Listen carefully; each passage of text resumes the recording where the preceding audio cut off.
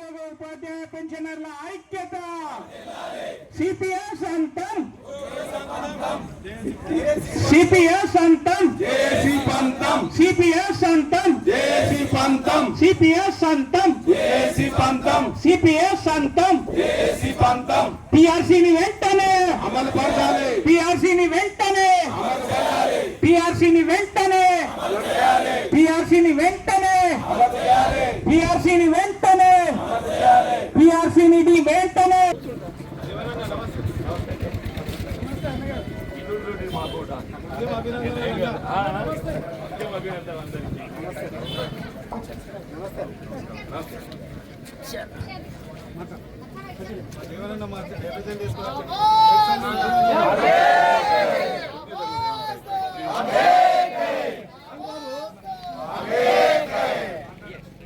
ఉద్యోగోపాధ్యాయ పెన్షనర్ల ఐక్యత ఉద్యోగోపాధ్యాయ పెన్షనర్ల ఐక్యత ఉద్యోగోపాధ్యాయ పెన్షనర్ల ఐక్యత పిఆర్సీని వెంటనే పిఆర్సీని వెంటనే పెండింగ్ డిఏలను పెండింగ్ డిఏలను సిపిఎస్ అంతం ఉద్యోగుల పంతం సిపిఎస్ అంతం ఉద్యోగుల పంతం జేసీ పంతం సిపిఎస్ అంతం జేసీ పంతం సిపిఎస్ అంతం జేసీ పంతం పెండింగ్ బిల్లులను వెంటనే పెండింగ్ బిల్లులను వెంటనే పెన్షనర్ల బిల్లులను వెంటనే కాంట్రాక్ట్ అవుట్ సోర్సింగ్ ఉద్యోగుల సమస్యలను వెంటనే పెన్షనర్ల ఐక్యత సిపిఎస్ రద్దు చేసి ఓపీఎస్ అమలు చేయాలి సిపిఎస్ రద్దు చేసి పిఆర్సీని వెంటనే ప్రకటించాలి పిఆర్సీని వెంటనే ప్రకటించాలి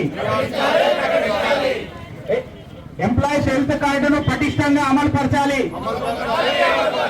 ఎంప్లాయీస్ హెల్త్ కార్డును పటిష్టంగా అమలు పరచాలి పెండింగ్ లో ఉన్న 6 డిఏలను వెంటనే విడుదల చేయాలి పెండింగ్ లో ఉన్న 6 డిఏలను వెంటనే విడుదల చేయాలి పెన్షనర్ల ప్రయోజనాలను వెంటనే విడుదల చేయాలి పెన్షనర్ల బకాయిలు వెంటనే విడుదల చేయాలి పెండింగ్ బిల్లులు నెలకు 2000 కోట్లు విడుదల చేయాలి పెండింగ్ బిల్లులు నెలకు 2000 కోట్లు శాఖల వారీగా సమస్యలు శాఖల వారీగా సమస్యలు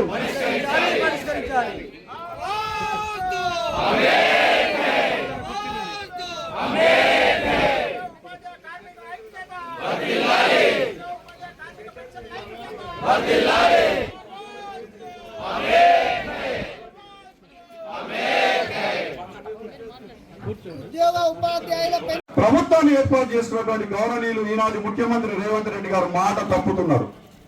మనకు వాగ్దానం చేసి మాట తప్పినటువంటి ప్రభుత్వాలను మనం ఏం చేస్తామో గతంలో ఇక్కడ ఉన్నటువంటి సీనియర్లు ఇంతకుముందు పెద్ద ఆనందం గారు మాట్లాడారు, మన రఘు గారు ఎంఆర్ఓ గారు రంగన్న గారు మాట్లాడారు. మరి ఆ పరిస్థితి ఇవ్వనున్నటువంటి ప్రభుత్వానికి రావద్దంటే మాత్రం మేము గొంతమ్మ కోరికలు ఏం కూడా కోరట్లేదు. మేము న్యాయబద్ధంగా ధర్మబద్ధంగా మాకు రావాల్సినటువంటి డిఏలు అడుగుతున్నాం. జిల్లాకు సంబంధించి ఉద్యోగ ఉపాధ్యాయ సంఘాలు మరి గత 3 సంవత్సరాల నుండి రావాల్సినటువంటి పిఆర్సీఏ కానివ్వండి, డిఏలే కానివ్వండి, హెల్త్ బెనిఫిట్సే కానివ్వండి, రిటైర్మెంట్ పెన్షనర్స్ ఏదైతుందో వారు రావాల్సినటువంటి ఒక వారి సేవకు లభించాల్సినటువంటి ఒక బెనిఫిట్సే కానీ, కాంట్రాక్ట్ అవుట్ సోర్సింగ్ ఉద్యోగస్తులే కానీ వీళ్ళందరూ కూడా చేసి ఏర్పాటై ఐక్యంగా జగిత్యాల జిల్లా కలెక్టర్ ముందు చేపట్టినటువంటి నిరసన కార్యక్రమానికి ముఖ్య అతిథులుగా మా మిత్రులు కోట్ల శాసనసభ్యులు కల్వకుట్ల సంజయ్ కుమార్ గారు, అట్లా జగిత్యాల జిల్లా తొలి జిల్లా ప్రజా పరిషత్ అధ్యక్షురాలైనటువంటి రామ వసంత గారితో పాటుగా వాస్తవంగా మన కేటీఆర్ గారు ఏదైతుందో టెలికాన్ఫరెన్స్ లో ప్రత్యేకంగా సూచన చేశారు. రేపు 2 సెప్టెంబర్ నాటికి రాష్ట్రంలో కాంగ్రెస్ ప్రభుత్వం ఏర్పడి 1000 రోజులు గడుస్తుంది. ఈ 1000 రోజుల్లో వారు ఎన్నికల ప్రణాళిక చేసిన వాగ్దానాలు ఏవైతే అమలు చేయలేకపోవటమో దాని పరిణామాలు ఏదైతుందో ప్రజానికి వివరించే విధంగా మన టెలికాన్ఫరెన్స్ అందులో ప్రత్యేకంగా పేర్కొని 27th ఏదైతే ఉద్యోగ ఉపాధ్యాయ సంఘాలు నిరసన కార్యక్రమం వ్యక్తం చేస్తుండ్రో మీరందరూ విధిగా పాల్గొని మనం వారి తోడుగా నిలబడుతున్నాం, వారి హక్కుల సాధనకు చివరికంటూ పోరాడతామని చెప్పని తెలియజెప్పే విధంగా మాకు అందరూ సూచన చేశారు. దానికి పరిణామం అందరూ ఇక్కడికి వచ్చామని చెప్పంటున్నారు. ఉద్యోగ సంఘ నాయకులు వకీల్ గారి కానీ, నాగేందర్ రెడ్డి కానీ, రవికుమార్ కానీ, ముఖ్యంగా మా ఉపాధ్యాయ సంఘాలని చెప్పంటున్నాను. అందరినీ నేను ఈ పరిస్థితి ఉత్పన్నం కావడం కొంత బాధాకరమే. ఎవరు కూడా సమ్మె రావాలని చెప్పి కోరుకోరు. సమ్మె అనేది కార్మికులకే కానీ, ఉద్యోగస్తులకు, ఉపాధ్యాయులకే కానీ అవి చివరి అంకం, చివరి అస్త్రం అవుతుంది. ఇవాళ అటువంటి పరిస్థితి వల్ల ఎదురు కావటం కొంత బాధాకరమే చెప్పండి. ఇప్పుడు వాస్తవంగా అన్నాడు కేసీఆర్ గారు ముఖ్యమంత్రిగా వాళ్ళ బాధ్యతలు చేపట్టడంతోనే ఏ తెలంగాణ రాష్ట్ర ఏర్పాటు సాధనలో ప్రధాన పాత్ర పోషించిందో వాళ్ళు కేసీఆర్ గారికి భుజం కలిపి ఏదైతుందో ఉద్యమాన్ని బలోపేతం చేసిండ్రో అటువంటి ఒక ఉద్యోగస్తులు, ఉపాధ్యాయుల హక్కులు వారి యొక్క స్థాయికి లేని డిగ్రీ కాలేజీలు అయింది. రైట్ సార్, డిగ్రీ కాలేజీ అయింది సార్. ఏమంటుండే ఇప్పుడు నేను integrated young India residential school నాకు ఏం ఎవరికి అర్థమైతలేదు. అసలు ముందు దాని విధి విధానం చెప్పావా? Young India integrated residential school అదే దాని చేరిక ఏ విధంగా ఉండబోతుంది? అదే న్యూ అడ్మిషన్ ప్రక్రియ చేపడతారా మీరు? It's not new school. ఇప్పుడు గతంలో వివిధ మండలాలలో నిర్వహింపబడుతున్నటువంటి పాఠశాల అన్నింటిని కూడా అక్కడ మూసేసి వాటిని ఏదైతుందో ఇక్కడ కేంద్రీకృతం చేసి ఈ ఇంటిగ్రేటెడ్ రెసిడెన్షియల్ స్కూల్ అని చెప్పి అంటున్నాను. మరి 600 మంది విద్యార్థులు మెయింటైన్ చేసే కష్టం అంటే 2400 మంది విద్యార్థులు ఒక కాడ కూర్చున్న పెట్టి వాళ్ళు ప్రేయర్ ఎట్లా చేపిస్తారు? ఏం కథ ఏంది అంటే ఈయన కట్టేదేంది? భవనాలు కడుతుండ్రు. ఒక విద్యా పాఠశాల విధానం రూపొందిస్తలేడు. కేవలం ఏదైతుందో అలానే కేసీఆర్ గారు ఆరంభింపజేసిన పాఠశాలలకు ఈయన భవనాలు నిర్మాణం చేసి ఆయన కేంద్రీకృతం చేస్తుండు. అక్కడనే కట్టవే అంటాడు, ఉన్నగడ కట్టు. ఆ ప్రాంతం అభివృద్ధి చెందుతుంది. ఇప్పుడు మా దగ్గర అల్లిపూర్ ఒక పాఠశాల ఉందన్న, అల్లిపూర్లో మూసేసి అది ఎక్కడ పెడుతూ ఇంక ఇంతవరకు క్లారిటీ లేదు. అది ఎక్కడ నుంచో క్లారిటీ లేదు. లక్ష్మీపూర్లో ఒకటి ఉన్నది, అది మూసేసి అది ఎక్కడ పెడుతూ క్లారిటీ లేదు. ఇక మీ దగ్గర మీకు తెలుసు కదా అది. అంటే విధానం అనేది ఎట్లయిపోతుందని చెప్పంటారు. నేను ఇవాళ ఏదైతున్నదో వీళ్ళు కాంట్రాక్ట్ అవుట్ సోర్సింగ్ ఉద్యోగస్తులే పాపం. వాళ్ళ వేత భత్యాలు ఏదైతుందో వాళ్ళు ప్రతి నెల చెల్లింపు చేయాలి. వాడికి జీతం ఎప్పుడైతే ఇప్పుడు చెల్లింపు పరిస్థితి అని చెప్పండి. కాంట్రాక్ట్ అవుట్ సోర్సింగ్ ఉద్యోగస్తులకు ఏదైతుందో వాళ్ళ వేతనాలు ఎప్పుడైతే చెల్లింపు పరిస్థితి చెప్పండి. వీళ్ళ రెవెన్యూ కార్యాలయాల్లో మా వకీల్ సార్ బోల్నా సార్ ఇంకో రిజిస్ట్రేషన్స్ అన్ని ఏదైతుందో మీ కంప్యూటర్ ఆపరేటర్స్ ప్రతి మండలానికి ఒకరు ఉన్నారే అంటున్నా. ప్రతి మండలానికి కంప్యూటర్ ఆపరేటర్ వాళ్ళే రిజిస్ట్రేషన్ ప్రక్రియ అంతా వాళ్ళే చేసిందే. ఏ నియామకం లేకుండా వీళ్ళు నియామకం చేసి దాని స్థానం ఏదైతుందో వీళ్ళు ఇంకెక్కడైనా సర్దుబాటు చేస్తున్నట్టు వేరు. ఏ నియామకం ఎక్కడ మొత్తం 600 మందిని తీసేసింది. మొత్తం ఇవాళ రాష్ట్రంలో 600 మంది కంప్యూటర్ ఆపరేటర్స్ గతంలో రెవెన్యూ శాఖలో ఎవరైతే విధులు నిర్వర్తించిందో అందరిని తొలగించేసి ఆల్రెడీ ఎవరైతే విధులు నిర్వర్తిస్తుందో వాళ్ళకి కంప్యూటర్ ట్రైనింగ్ ఇవ్వాలన్నమాట. వాళ్ళు కంప్యూటర్ ట్రైనింగ్ ఇస్తే వాళ్ళు విధులు నిర్వర్తించాలన్నమాట. తెలంగాణ రాష్ట్రం వచ్చింది కొత్త కొలువులు వచ్చుతాను కానీ ఇప్పుడు ఉన్న కొలువులు మూసేస్తాను. ఇక కొత్త కొలువులు వస్తాయని చెప్పాను, ఇప్పుడు ఉన్న కొలువులు మూసేస్తున్నాను చెప్పంటే నేను సమాజం కోసం ప్రజలు బాగుండాలి, సమాజం బాగుండాలి, విద్యార్థులు బాగుండాలని వివిధ రూపాలలో మరి అందరూ కూడా టీచర్స్, రిటైర్డ్ ఎంప్లాయీస్, వివిధ డిపార్ట్మెంట్లో పనిచేసే ప్రతి ఎంప్లాయీ కూడా సమాజ అభివృద్ధి కోసం పనిచేసిన ప్రతి ఒక్కరికి కూడా మరి న్యాయమైన డిమాండ్లు మరి వారు అన్నీ కూడా ఒడ్డెక్కిన తర్వాత ఒక మాట చెప్పారు. ఇప్పుడు ఉన్నటువంటి రేవంత్ రెడ్డి గారు మరి ఒడ్డెక్కిన తర్వాత ఒక మాట చెప్పుతున్నారు కాబట్టి దాన్ని 3 సంవత్సరాలు వెయిట్ చేసి ఇవాళ తెలంగాణ జేఏసీ ఆల్ యూనియన్స్ ఆధ్వర్యంలో చేపట్టినటువంటి ధర్నా ఇలా జైత్యాల జిల్లా కేంద్రంలో కలెక్టరేట్ ఎదుట నిజంగా కూడా నల్ల రిబ్బన్లు నల్ల బ్యాడ్జీలతోటి ధర్నా చేయడం ఇది చీకటి రోజుగా భావించాల్సినటువంటి అవసరం ఉంది. ఎందుకంటే మీ అందరు ఇక్కడ కూర్చుంటే పాలన స్తంభించిపోతుంది.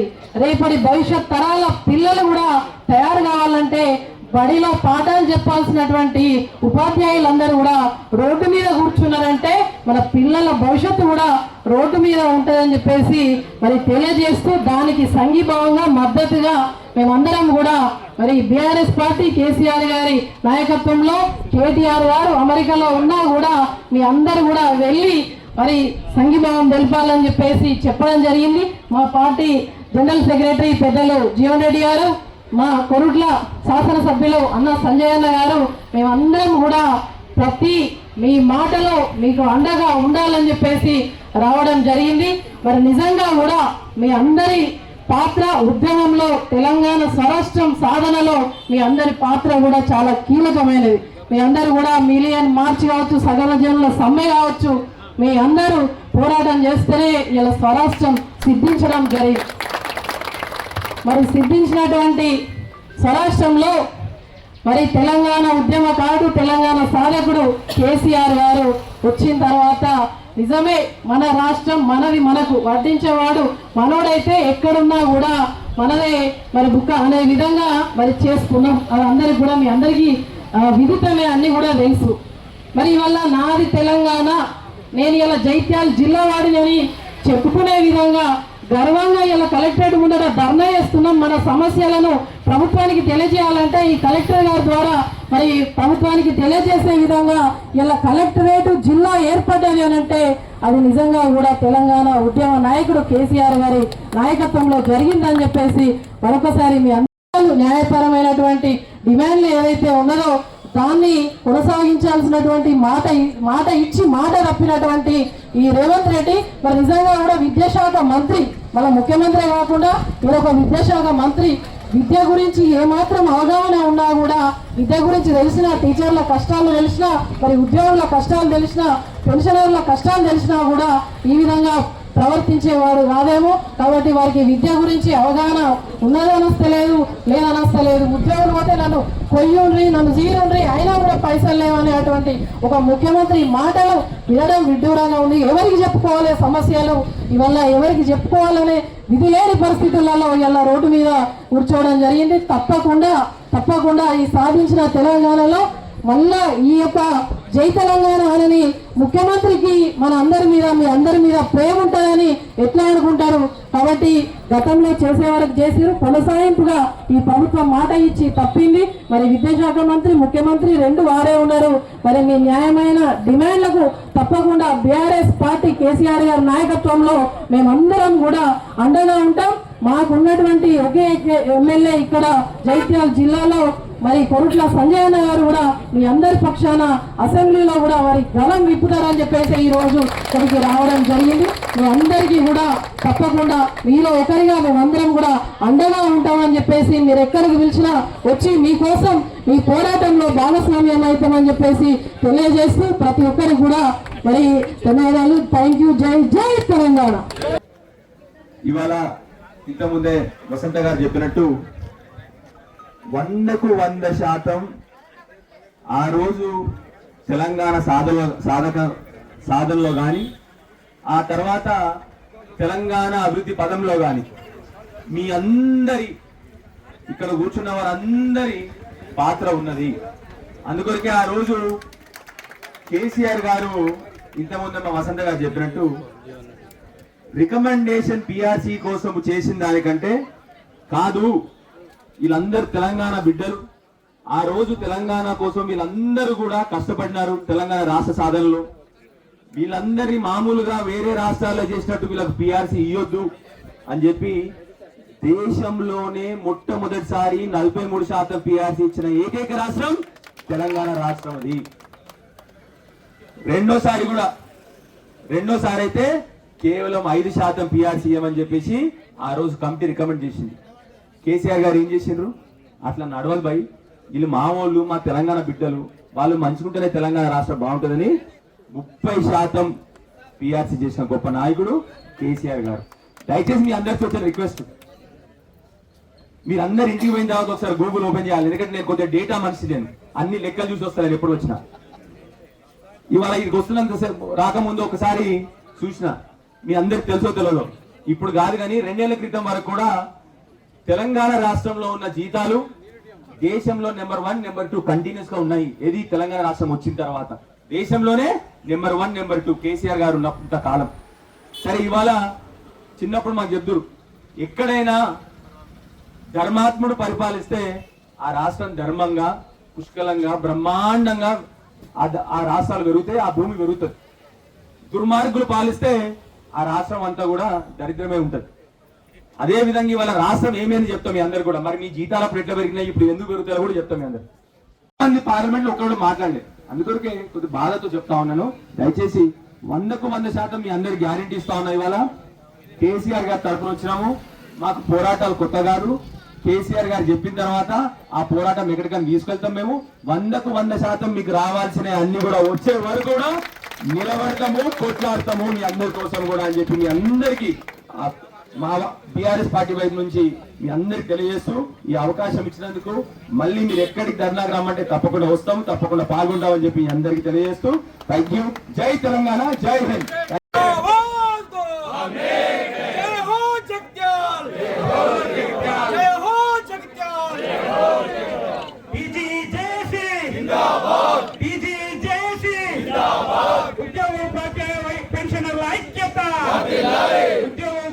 పెన్షనర్ల ఐక్యత.